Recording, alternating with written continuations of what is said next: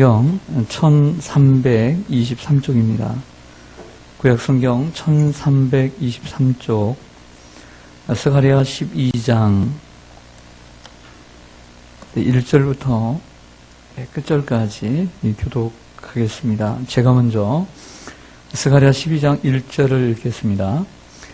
이스라엘에 관한 여호와의 경고의 말씀이라. 여호와 곧 하늘을 펴시며 땅에 터를 세우시며 사람 안에 심령을 지으신 이가 이르시되,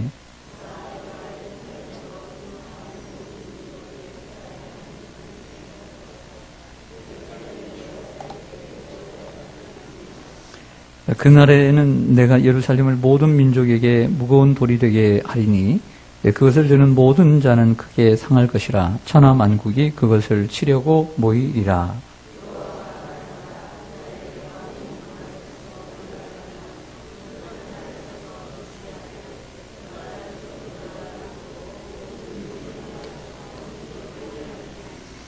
유다의 우두머리들이 마음속에 이르기를 예루살렘 주민이 그들의 하나님 만군의 여호와로 말미암아 힘을 얻었다 할지라.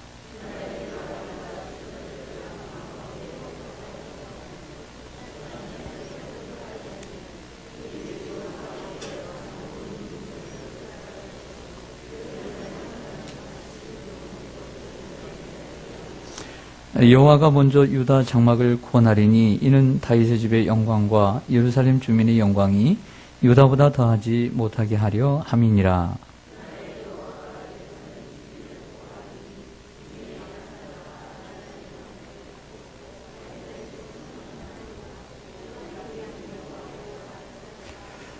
예루살렘을 치러 오는 이방 나라들을 그 날에 내가 멸하기를 힘쓰리라.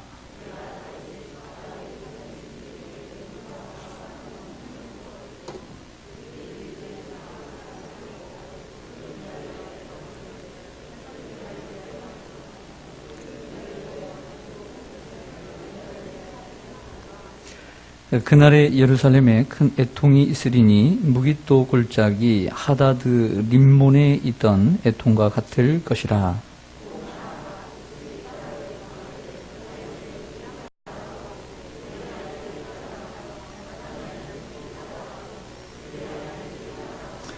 레이의 족속이 따로 하고 그들의 아내들이 따로 하며 시므이의 족속이 따로 하고 그들의 아내들이 따로 하며 모든 남은 족속도 각기 따로 하고 그들의 아내들이 따로 하리라. 아멘. 기도드리겠습니다.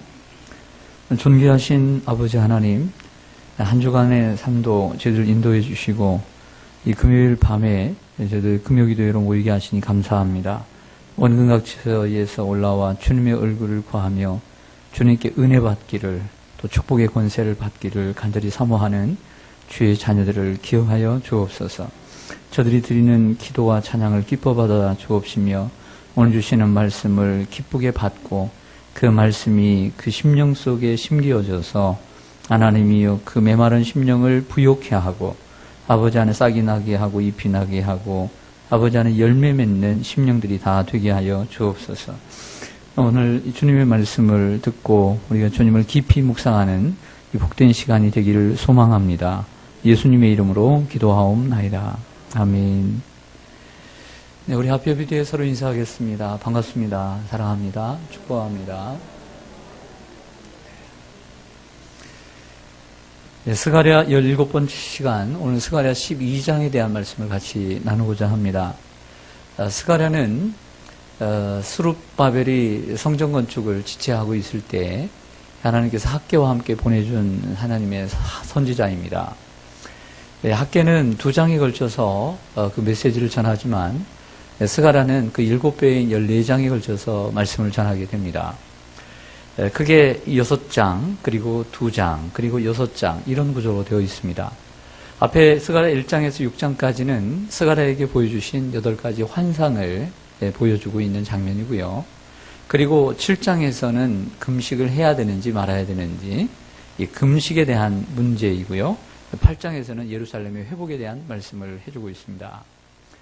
그리고 9장부터는 이제 메시아의 도래와 함께 그 메시아가 우리에게 가져올 그 시대와 그리고 그가 이루실 메시아의 왕국의 이러한 모습을 우리에게 보여주고 있습니다. 그 메시아가 오는 과정을 9장부터 설명해 주고 있는데요. 놀랍게도 예수님께서 이 땅에 오셔서 그분이 하신 일과 그분의 모든 사역을 이렇게 예언해 주고 있다는 면에서 볼 때 하나님의 말씀이 이렇게 정확할 수가 있나 다시 한번 놀라게 됩니다. 스가랴 9장에서는 스가랴 9장 9절 여러분들이 기억하시는 그 나귀 새끼를 타고 예루살렘을 입성하시는 겸손의 왕이신 메시아를 묘사해 주고 있었습니다. 스가랴 10장에서는 그 겸손의 왕이 봄비가 내리는 때에 즉 은혜의 날에 임할 것을 보여주고 있는 장면입니다. 그리고 스가랴 11장에서는 우리가 지난주에 주님의 은총이라고 하는 막대기로 오시는 그 주님을 은 30에 그 예수 그리스도가 팔려 순환을 당하시는 고난받는 메시아의 모습을 우리가 보았습니다. 그리고 오늘 12장에서는 그 백성에게 승리를 주시는 영광의 왕으로서의 메시아의 모습을 보여주고 있습니다. 즉 십자가에 죽으셨으면 그 다음에 뭐 해야 될까요? 부활을 해야 되죠. 그 부활의 권세 그리고 부활 이후에 그분의 영광이 이스라엘 백성들에게 하나님 믿는 자녀들에게 주시는 축복을 보여주고 있는 장면이다라고 말할 수가 있습니다. 여러분 얼마나 드라마틱합니까? 얼마나 이게 너무나 잘 맞아 들어갑니까? 스가랴 9장 그리고 10장 그리고 11장 그리고 12장 이 말씀이 얼마나 기가 막히게 예수 그리스도의 오심과 그의 사역을 말씀해주고 있습니까? 오늘 스가랴 12장 1절을 좀 보시겠습니다. 1절 보시면 이스라엘에 관한 여호와의 경고의 말씀이라. 여호와 곧 하늘을 펴시며 땅에 터를 세우시며 사람 안에 심령을 지으신 이가 이르시되라고 말하고 있습니다. 오늘 말씀하고 계시는 분은 창조주 하나님이십니다. 그분은 어디를 펴셨다고요? 하늘을 펴셨고요. 그리고 땅에 터를 세우셨습니다. 그리고 사람 안에 심령을 지으셨어요. 이분이 창조주의 하나님인 줄 믿습니다. 저 하늘을 지으시고 땅을 지으신 천지를 지으시며 사람의 심령을 지으신 이가 우리 하나님이신데 그 하나님이 오늘 말씀하고 계신다라고 그 서론을 시작하고 있습니다. 우리 하나님은 창조의 하나님이십니다. 이 세상을 지으셨을 뿐만 아니라 저와 여러분을 만드시고 지으시고 그리고 창조하신 하나님인 줄로 믿습니다. 그래서 우리 하나님은 우리의 주인이신 것입니다. 이제 축복을 보겠습니다. 2절을 보시면 보라 내가 예루살렘으로 오늘 이제 말씀하는 대상은 예루살렘입니다. 예루살렘으로 그 사하면 모든 민족에게 취하게 하는 잔이 되게 할 것이라. 예루살렘이 에워싸일 때에 유다에까지 이르리라 라고 말하고 있습니다. 즉 예루살렘을 이스라엘 백성들을 그 주위의 이방 모든 사람들의 술잔이 되게 하겠다는 것입니다. 이게 무슨 말이냐? 뭐 예루살렘이 술을 마시고 취하라는 얘기냐? 그게 아니라 이방 사람들이 예루살렘을 쳐들어오거나 혹은 그 대적할 때에 마치 그들이 독이 드는 술을 마신 것처럼 예루살렘이라는 존재가 그들에게 독이 든 독배처럼 술잔이 될 것이다 라고 하는 거죠. 하나님께서 예루살렘을 지켜주실 것이다 라고 하는 거예요. 할렐루야. 이 잔은 성경이 말하는 잔은 긍정적인 의미와 부정적인 의미입니다.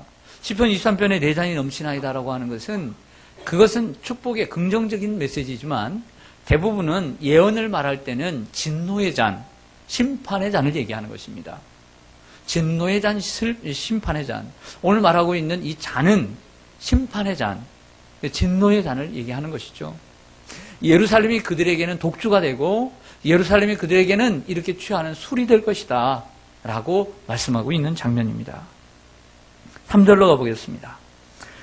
그날에는 내가 예루살렘을 모든 민족에게 무엇이 되게 하리라. 무거운 돌이 되게 하리니 그것을 드는 모든 자는 크게 상할 것이라. 천하 만국이 그것을 치려고 모이리라. 다른 민족이 예루살렘을 치려고 할 때 예루살렘은 무거운 돌이 될 것이라는 것이죠. 무거운 돌이 앞에 탁 바위가 막혀 있는 거죠. 그 길을 막고 있는 것입니다. 그래서 그 막고 있는 돌을 치우려고 할 때는 다치고 상하게 될 것이다.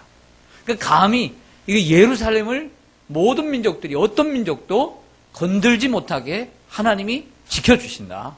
할렐루야. 이런 메시지가 되는 것이죠.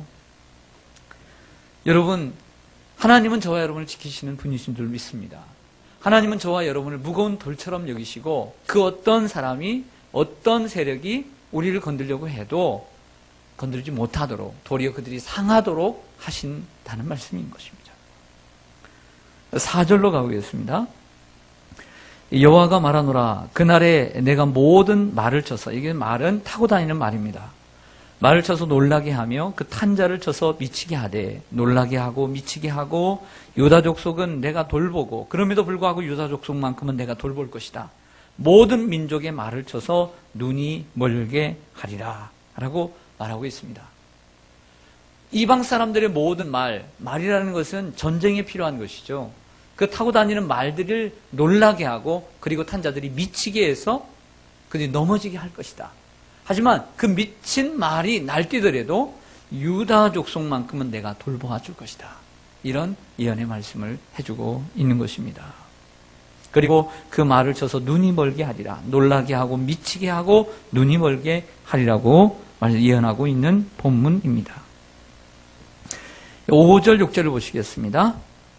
이번에는 5절에 보면 유다의 우두머리들, 지도자들에게 주시는 메시지입니다. 유다의 우두머리들이, 지도자들이 마음속에 이르기를 예루살렘 주민이 그들의 하나님 만군의 여호와로 말미암아 무엇을 얻었다? 힘을 얻었다. 이 유다의 민족, 유다가 가지고 있는 힘은 누구에게로부터 왔다? 하나님, 여호와 하나님으로부터 왔다라고 말했다는 것이죠. 6절에 그날에 내가 유다 지도자들을, 앞에서는 우두머리라고 말하지만 똑같습니다. 지도자들을 바꿔서, 단어를 바꿔서 쓰고 있죠.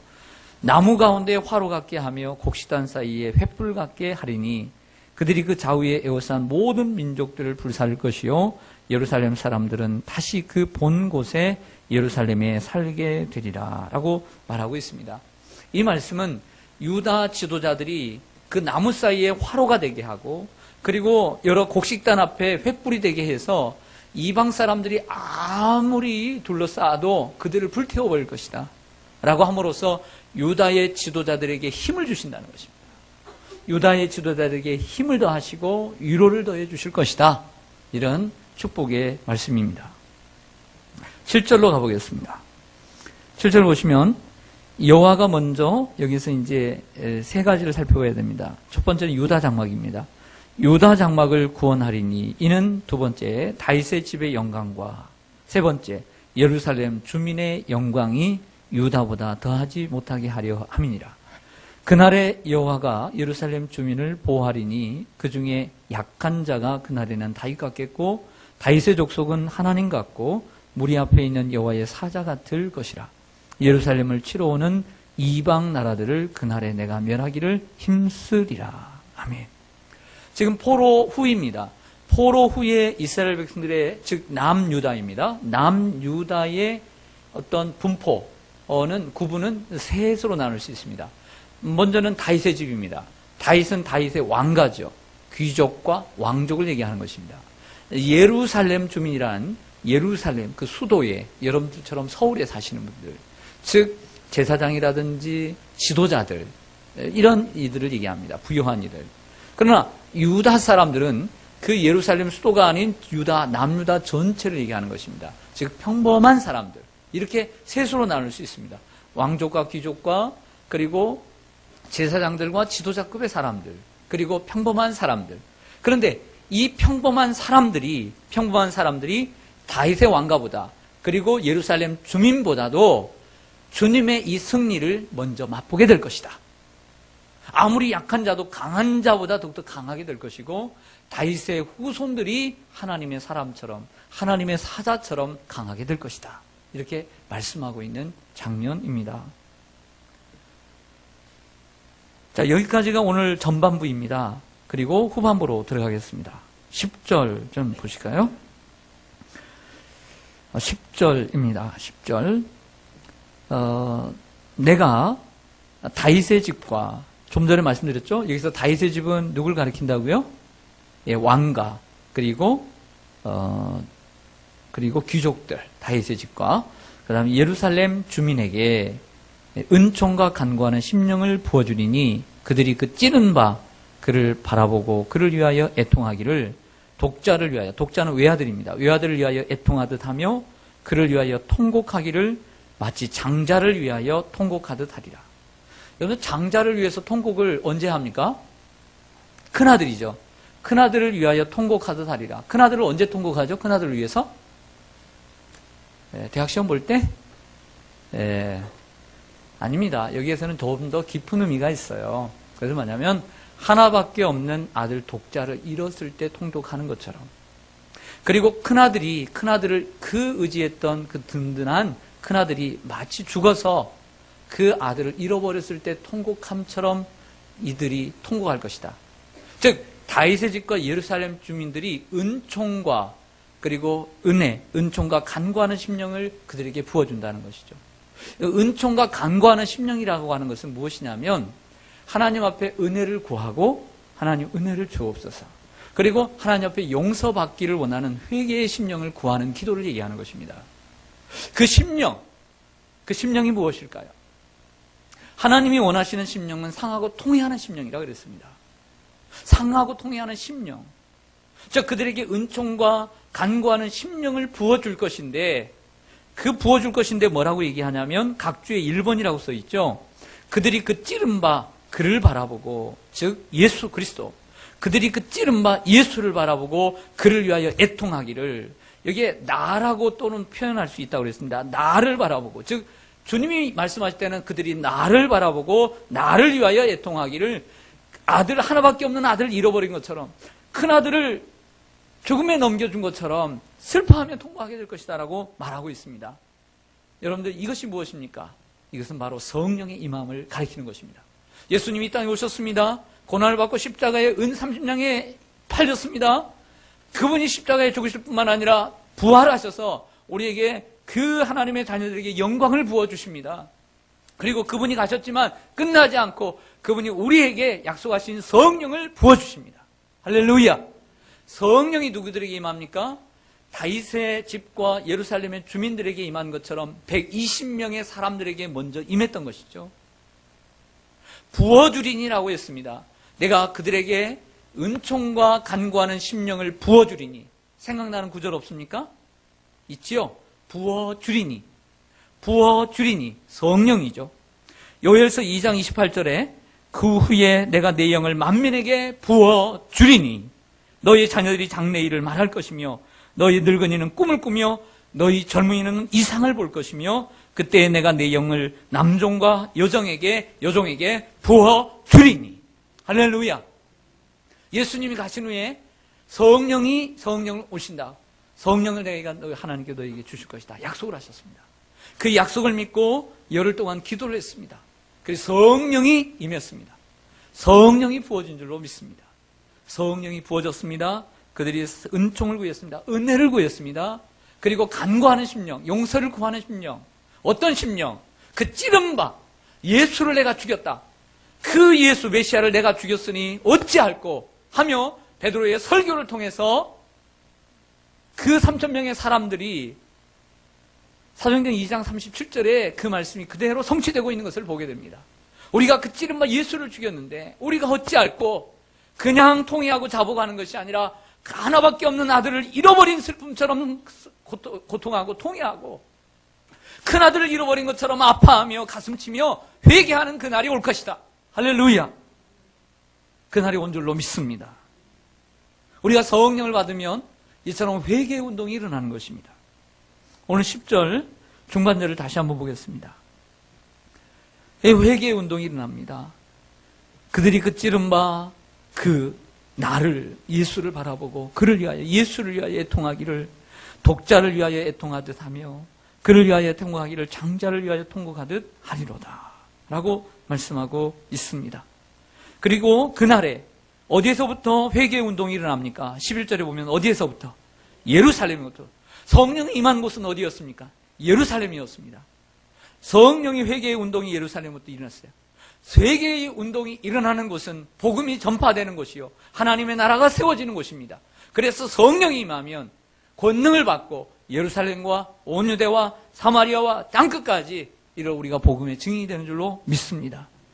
11절을 다시 한번 보시면 그날에 예루살렘에 큰 애통이 있으리니, 여기에 애통이라는 것은 회개의 운동을 얘기하는 것입니다. 또한 이것은 마치 무엇과 비슷하냐, 무깃도 골짜기 하다드 림몬에 있던 애통과 같을 것이라 그랬습니다. 무깃도 골짜기에서 무슨 일이 일어났을까요? 하다드 림몬에서 어떤 일이 있었을까요? 마치 그것과 같은 애통이다 라고 했습니다. 이것은 우리가 새벽에 얼마 전에 우리가 살펴보았던 역대하 35장에 보면 남유다의 왕들 가운데 요시야라고 하는 왕이 있습니다. 그가 처음에는 하나님을 경외했지만 나중에는 하나님을 멀리했어요.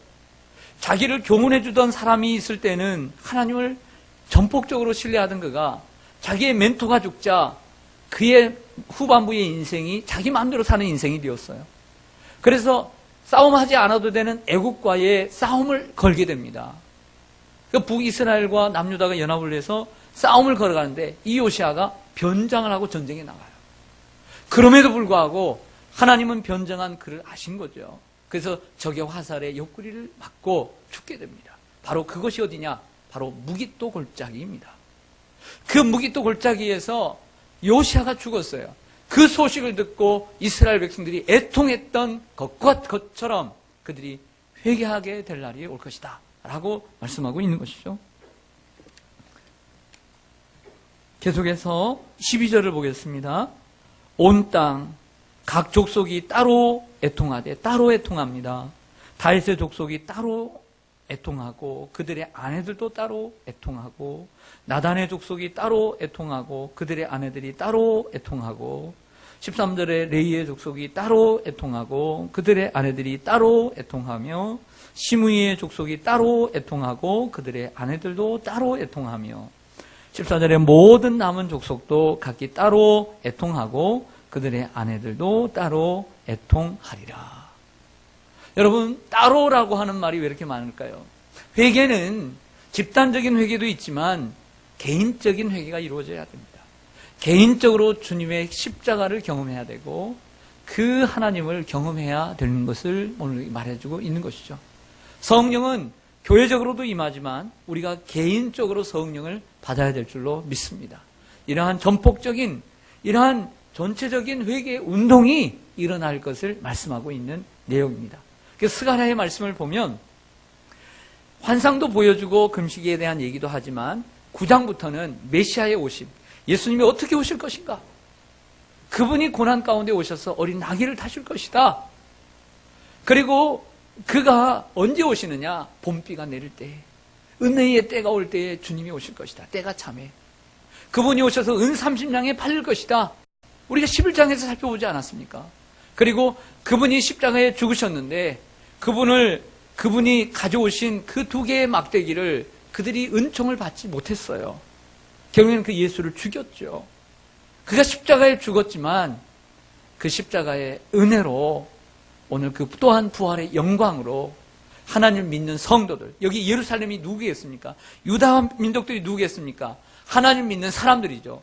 저 유대에 사는, 이스라엘에 사는 이스라엘 백성들이 아니에요. 지금의 하나님을 따르는 우리들이에요. 우리들이죠. 나 때문에 예수가 죽었고 내가 그분을 찔렀고 죽였다. 복음을 듣고 통회하고 자복하는 우리들에게 이러한 영광을 주시고 하나님의 자녀들을 하나님 보호하시고 지켜주시고 인도해 주실 것을 계속해서 이처럼 말씀하시는 줄로 믿습니다.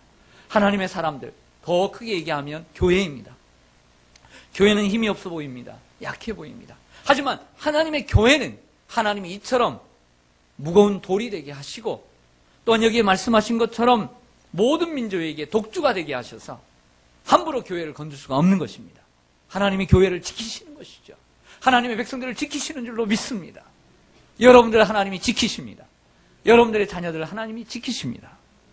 그리고 그 부활의 영광이, 부활의 주님 우리에게 이처럼 은혜를 주시지만 그것으로 끝이지 않고 우리에게 은총과 간구하는 심령, 성령을 주셔서, 부어주셔서 우리가 통회하고 자복하며 내가 예수를 죽인 것을 회개하고 설교를 듣고 회개하고 복음을 듣고 회개하고 나뿐만 아니라 우리의 가족 모두가 하나님의 택한 사람들이 모두 다 남녀노소를 불문하고 빈부귀천을 불문하고 다 회개하게 되는 줄로 믿습니다.